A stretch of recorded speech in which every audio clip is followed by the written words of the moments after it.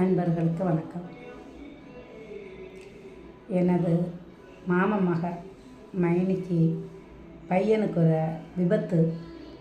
2 வீலரில் போயிட்டுருக்கும்போது அடிபட்டுடுச்சுன்னா 25 வயசு பையன், வீட்டுக்கு ஒரு பொண்ணு ஒரு பையன்தான்.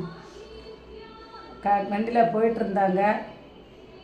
இப்போ தான் எல்லோரும் 2 வீலரில் போகும்போது காதில் ஃபோனை வச்சுட்டு கழுத்தை இப்படி வச்சு ஒரு சைடாக தானே போகிறாங்க. முழுசாக அவங்களுக்கு எப்படி ரோடு பார்த்து ஓட்ட முடியும்? இவன் பின்னாடி தான் இருந்திருக்கான். செவுத்தில் ஒரு டிவைடரோ ஏதோ ஒரு கல்லில் இடித்த இடியில் ஒரு காலை இழந்துட்டான்.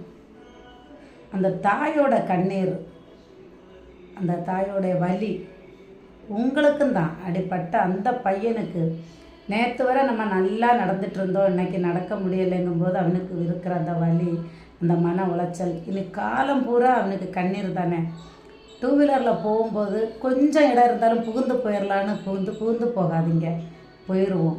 அதை விட நம்ம இழந்ததை எதையும் பெற முடியாது. கை, கால், காது, கண், மூக்கு, முகம், அழகு, இறைவன் எல்லாமே தந்திருக்காங்க.